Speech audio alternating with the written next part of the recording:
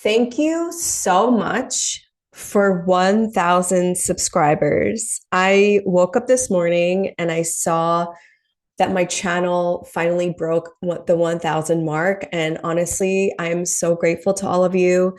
Thank you for subscribing and commenting and sharing. I am truly grateful because I set out to post more videos regularly on this channel just on what was it, January 1st. And in less than 2 weeks, I got to 1,000 subscribers. So thank you so much. Um, yeah, I'm really excited for what's to come and also to share more with you and more long form content. Um, for those of you who are not in the US government has banned TikTok, and that comes into effect on January 19th, which is next week. So I wouldn't be surprised to see a lot of those users flock to this platform. And we shall see what this future will hold for all of us. But in the meantime, I'm super excited to be here with all of you. Again, thank you for all of your support. It's meant the world to me. And yeah, so first, I want to say that my thoughts, prayers, but most importantly, not just thoughts and prayers this time, right? Aligned action for the people who are devastated by the LA fires. And there's no astrology forecast or analysis that can make up for people who have lost everything, their homes. And my own cousin and his wife and their two kids lost their home in the Palisades fire. So it's been a devastating blow for my own family. I have a lot of friends who are displaced right now. And yeah, I'm just praying for them. But also, I really hope that this radicalizes more people and shows all of the not apolitical people that everything is political. Like I always say, fire is political. And I think this is just further exposing the greed and corruption of these corporations and the government and just the Uber billionaires who can afford to pay for their own private fire brigades. And yeah, I just, again, no astrology forecast or analysis can make up for real people's lived experiences. And it brought a lot of questions up about the ethics of astrology, forecasting, predictions, and around disasters. I had this conversation with Stephanie Campos, and I do the monthly astrology forecast. And we spoke about it right after the election, the US election. And there is a responsibility for astrologers to be mindful of their egos and when they need to be right on predictions and capitalizing on moments of disasters for their own career growth.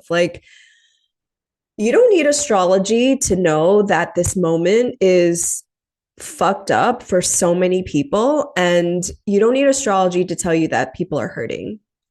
So I want to use astrology as a tool for collective liberation, to help people remember their gifts and talents so that they remember their purpose. And ultimately, we can all come together and make this planet a better place to live. So again, my heart is in LA. I went, I have family and friends in LA, and I went to LA 3 times last year. So it's a place that's very close to my heart. And so, yeah, this sucks. There's no other thing to say around these times. When I was watching back last month's forecast, it was like a combo forecast with January and the astrology of 2025 that Stephanie and I did. And we were doing the full moon in Cancer forecast. And Stephanie predicted that this was just going to be a really hard day in terms of the news, and it was going to be a really sad day. And unfortunately, that came true. We didn't necessarily know how this was going to manifest. Like, we didn't know that there were going to be fires in California, but just the fact that this is a full moon in Cancer and so many people lost their homes. Cancer rules the home. You see how some of these archetypes played out. But before I get into the astrology of the week of January 13th through the 19th, I did want to talk about Octavia E. Butler. And I brought up her book a lot last year because I read her book, Parable of the Sower. And Octavia Butler was a resident of Altadena, California, that just was recently devastated by the fires. And her book is prophetic. I mean, if you read this book, you know that she predicts even the date of when shit starts to go down. Like, her book starts on Saturday, July 20th, 2024. And she talks about how at that time there's an election and all the old people are going to vote for the same thing over and over again. And they're, exploring other planets, viable planets to live on. And this takes place in LA. She talks about fires happening February of 2025. So it's very, very prophetic because she wrote this in 1993. And when she was interviewed about it, she just said, because she was an ecologist, and she said that she was just observing a pattern of the area. Because again, she was a resident of Altadena, California.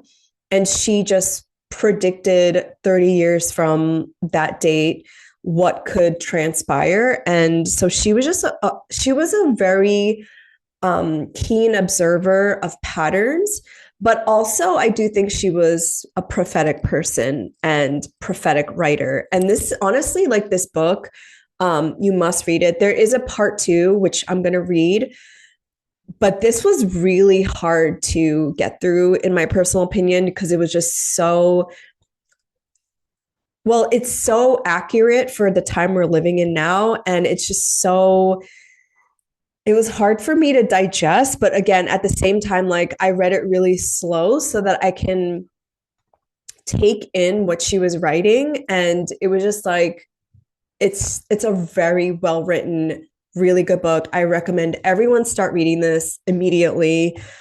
The one thing that, well, I want to read an excerpt from her book. And she says, so Lauren is the main protagonist. And Lauren is basically, right from the beginning, is like warning her community that they need to prepare. Because, like, she can already feel and sense, just like Octavia Butler, that shit is going down. Like, she can witness patterns. And so she's like, we need to take this seriously. And so she says, we can get ready. That's what we've got to do now. Get ready for what's going to happen. Get ready to survive it.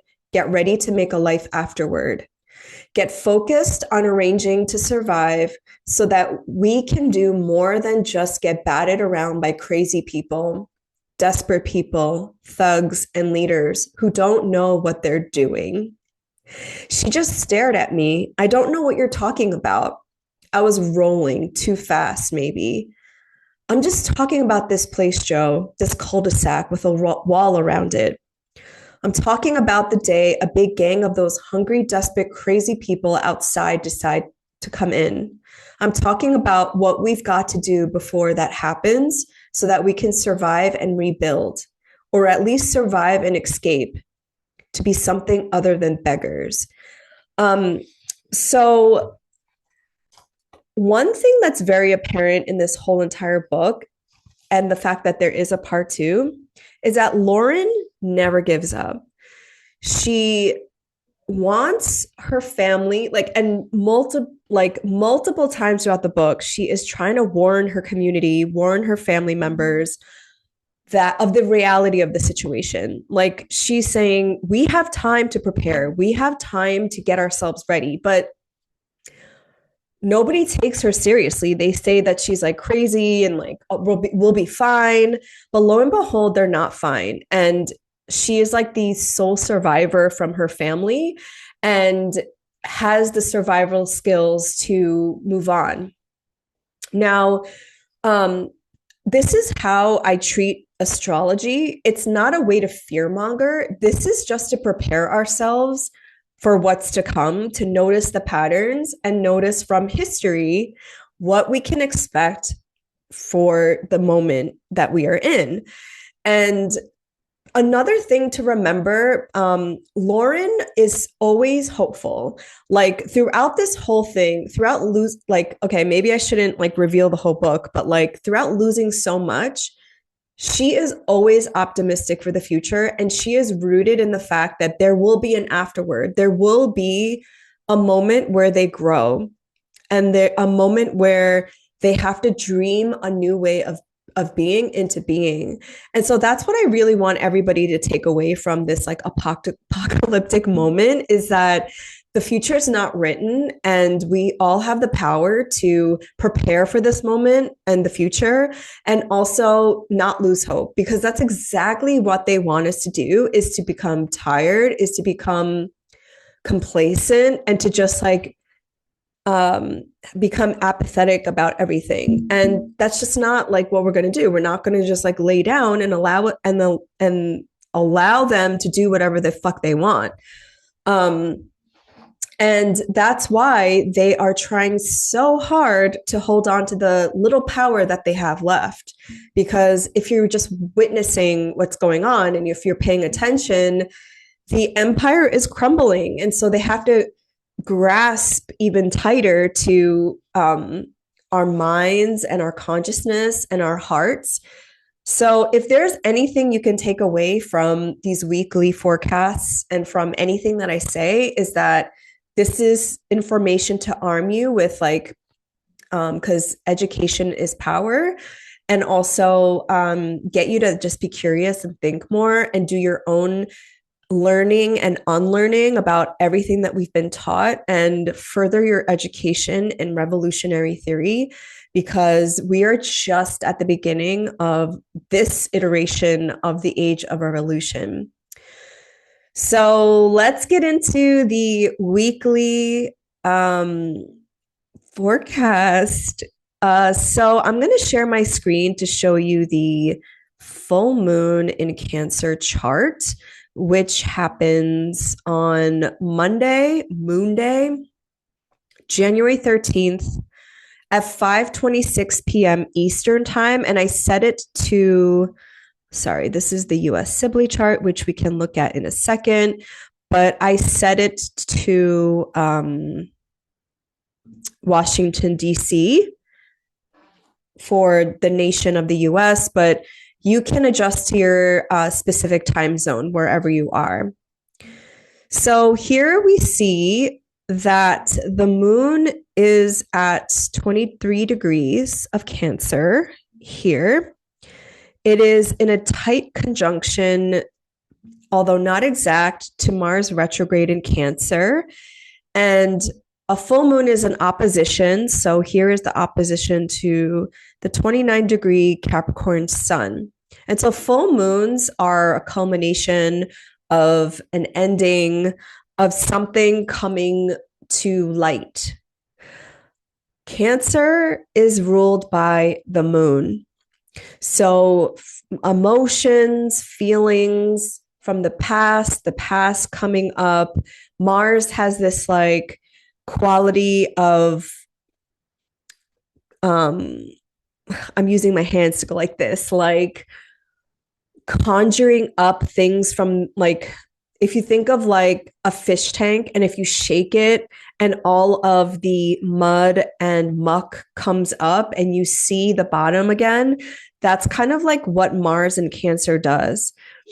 So this is a sensitive placement for a moon to be in next to Mars, which is an agitator, which is a planet about aggression and separation. And so just like be very mindful of your body, be very mindful of feeling triggered today. I mean, because there's a lot to be triggered by. If you're watching social media today, just be mindful of your consumption.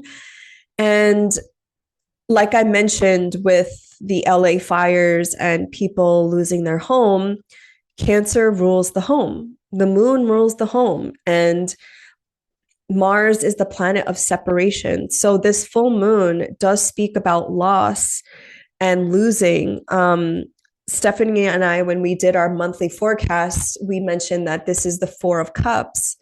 And now that card makes a lot of sense in this context, like a sense of apathy and loss, and just like being like, what did I do wrong? Like, why us? Why did we have to lose our home? And I'm not talking about the celebrities, y'all. Like, there are so many people who are living paycheck to paycheck, just regular folks out there who live in LA. Like like my friends who live in LA, just trying to survive, essentially, who basically have regular jobs and they can't afford to just lose their home like that. Altadena, where Octavia Butler is from, is a historic Black neighborhood. And this is the first time that Black families were able to build generational wealth, and to lose all of that is so devastating. Like, I was watching TikTok videos of these elders like losing everything, and it's just like, it's too much. Like,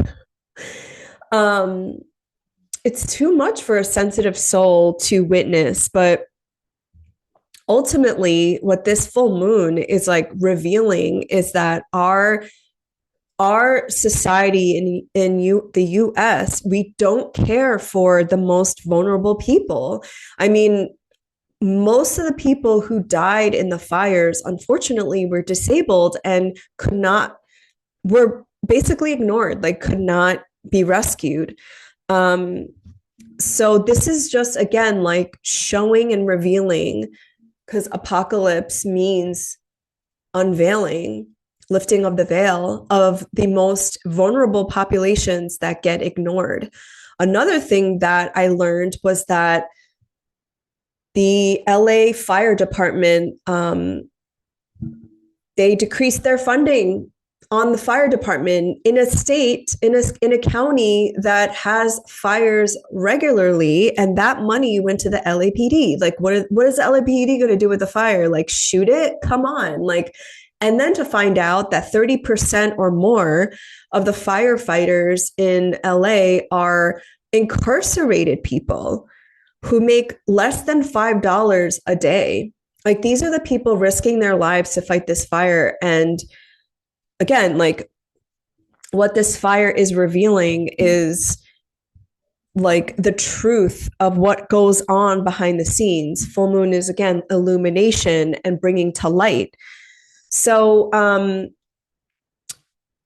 now this whole full moon makes sense in the context of what just occurred in LA. But either way, wherever you are in the world, like, it's probably revealing something in your own life that has been hidden, that maybe was hidden from you, or you yourself have been repressing. And then Mars is like activating it to come up so that you have a chance to heal it. Now, the positive thing is that this full moon is trine to Neptune in Pisces over here. Where is my annotation? And the true node has moved into Pisces at this point. If you use the true nodes, the difference between true and mean node is just different mathematical equations. My software, AstroGold, is default to set to the true node, but yeah, anyway, don't want to get off on a tangent. So the full moon is trine to Neptune in Pisces, and Neptune is the planet of illusions, delusions, and fogginess. And I don't know, there was something about this particular, like, the waxing moon coming, like coming to this full moon, and it made a trine. It's going to make a trine to Saturn. Saturn is at 15 Pisces, and then it's going to make a trine to Neptune and Pisces. It's like, oh, like this reality check of like, oh, like I didn't ever know about that stuff. Like I didn't actually know that, like, incarcerated people, for example, were fighting the fires. And another thing that it also showed with the Saturn Neptune conjunction was the disillusion of borders. I don't know if I've done this. I've said this in your individual horoscopes for 2025, which will be released soon, for 2025. But the Neptune and Saturn conjunction that's going to happen in Aries is the disillusion of boundaries. And so when Saturn and Neptune are together, they talk about, because Saturn is boundaries and Neptune is illusions. And so like, we saw Mexico and Canada supporting through crossing borders, the LA fires. Canada specifically was assisting with their airplanes that dump water onto like fires. And then you saw like the bomberos, like the Mexican firefighters assisting the California wildfires. And you're just like, oh, okay. So they're literally going to, the US government is literally going to lock up people, ICE is locking up people, but then like these Mexican people, these Mexican firefighters are going to help us. It's just again, the amount of times that I have so much rage and I just want to cry is just like it's too much. Anyway, so I think that's where the full moons trine to Neptune and Saturn are coming into the mix here. It's not an easy full moon. Like I said, with Mars conjunct the full moon here. My only advice, as always, is to first cry. I've cried so much in the last few days and just like this year and the last 2 years that it is a catharsis. So please, like, don't be afraid to lean into your emotions. Do all the Cancerian things, like be cozy at home, try to find a sense of care and security, because ultimately that's what Cancer is about. It really is like our need for care and security and a feeling of safety in a world that does not provide that at all. And so however you need to do that, like, please do that. So that is the full moon in Cancer. And on the same day, the sun in Capricorn will trine Uranus, which is still retrograde, in the sign of Taurus at 23 degrees. And trines, just like the trine to the full moon. So the trine to Neptune is not exact. It will be after the full moon. It will be in an applying trine to Saturn. To Neptune. But the Capricorn sun is in an exact trine to Uranus. So there is some supportive, like, change coming through, right? Like I mentioned, like, this needed to be a revealing. There needed to be this exposure to the most vulnerable populations in this wildfire, and also like questioning, okay, why did they defund the LA Fire Department? Why did State Farm cancel actually a lot of residents fire insurance like the month before the fires. And that's like that questioning, that's how people start to become radicalized. Uranus. So I do think that this full moon has deeper implications for the rest of 2025 and beyond. But again, in your own personal life, like it's the same like micro, macro, macro, micro. Like you're also probably realizing like, oh, that's interesting information. Let me go look more into that. Okay, so January 14th, Venus in Pisces will square Jupiter retrograde in Gemini at 11 degrees. Now, think back to December 19th when Venus was trine to Jupiter. So that was more of a harmonious aspect. Now Venus and Pisces is squaring Jupiter. So whenever the two benefics square each other, ultimately, like it can be a positive experience, but it could just mean like an overdoing of something, which I actually experienced on the Venus trine Gemini. Like that, I went out that night and I got a little too excited with my friends. So I drank a little too much wine, which I don't normally do. And the next day I had like a raging hangover, Jupiter and Gemini. Okay. So this could just mean that like you overdo something and they're both mutable. So Venus is exalted in the sign of Pisces. So Venus is like anything you want, you know? And then Jupiter expands everything. So yeah, ultimately, I think this like Jupiter square, Venus and Jupiter squaring each other are they tend to be positive, but just look out for overdoing it, overindulging. January 15th, the Sun in Capricorn will oppose Mars retrograde in Cancer at 26 degrees. This will bring you back into some similar themes from January 3rd when Pluto opposed Mars, like, but not as harsh, right? The sun illuminates, the sun brings life to everything.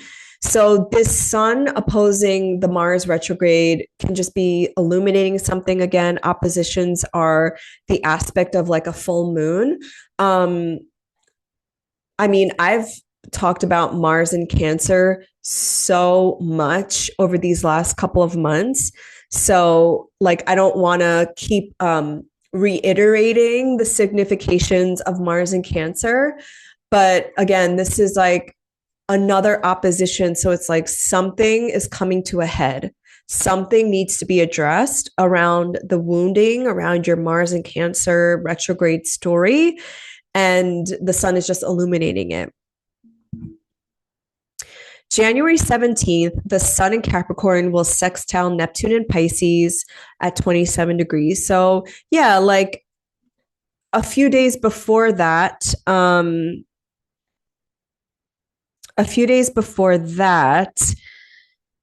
let me see that.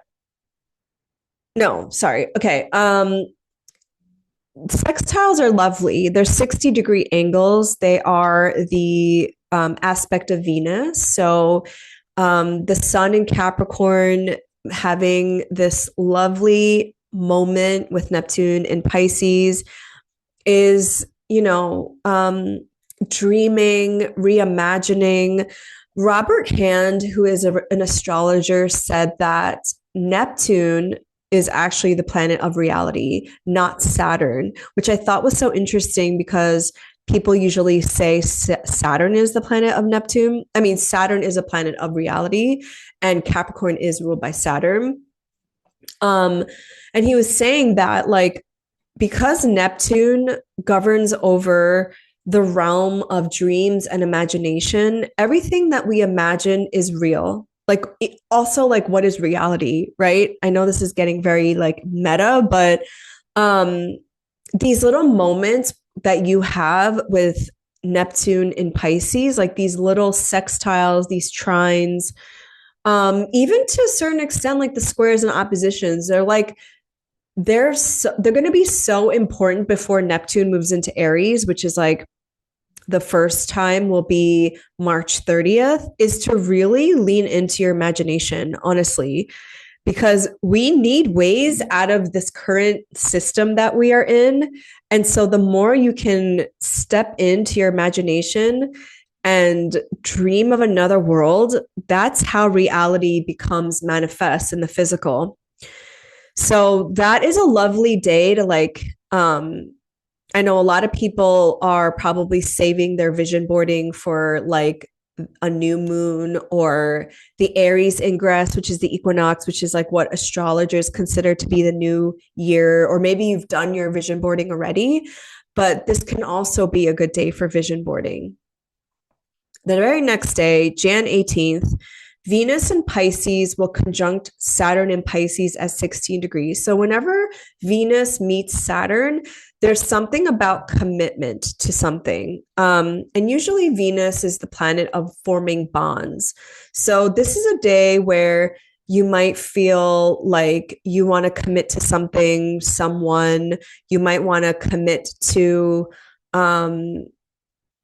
wherever you have Pisces in your chart, you are setting a new cycle around commitment. Venus is exalted in Pisces. So whatever cold, detached thing that Saturn has been doing to your Pisces chart, again, Saturn is a planet of no, it is the planet of maturation. Saturn will say, not yet. Or Saturn will say, are you sure? It's delayed. Something might be delayed. And ultimately, because this is a conjunction with an exalted Venus, I think Venus has more dignity here. So yeah, I don't know.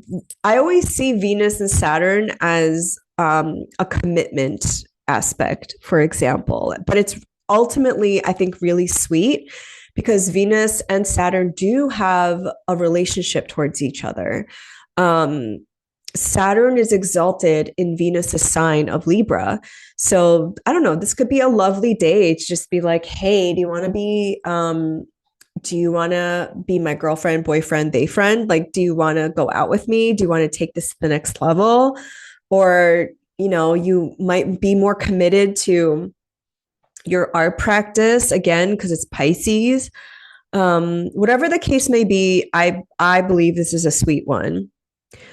On January 19th, the sun enters Aquarius. This is Aquarius season. So we move into another Saturn ruled season, but this is fixed air.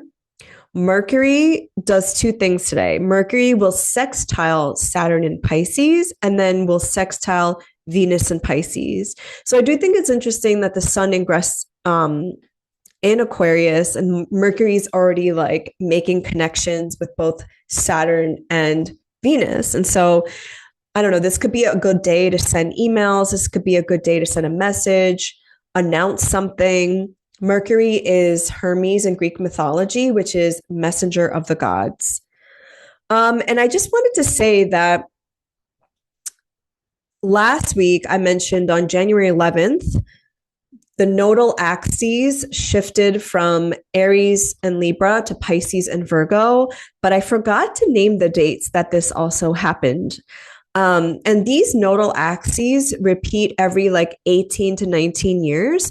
And so they're called nodal returns too. So if you are 18 to 19, 37 to 36, 56 to 57, 75 to 76, this is your nodal return. So like you have the North Node in Pisces, you have the South Node in Virgo. And that's a big deal. I literally, during my nodal return, when I was 36, 37, 38, is when I quit my finance job, when I sold all of my things, moved out of my Tribeca apartment and decided like, I don't know what the fuck I'm doing with my life, but I know this is not it. This is when I started to get more into spirituality and learning spiritual modalities. This is when I really started to learn astrology. And this is when I became nomadic and like yada, yada, yada. Like the things kept going on. But it was a life-changing time. The last time the nodes, however, were in Virgo and Pisces was November 12th, 2015 to May 9th, 2017. And a nodal reversal is essentially like the opposite. So the North node was in Virgo and the South node was in Pisces. And so you also want to look at what was happening during that time because that was the most recent time. And and when I had my when I decided to start to move like from finance and start to prepare my life to move out of New York and also quit my job was during this time as well. Like 2015, 2016 was when I was like, how can I make this happen? And that's when I started doing the research.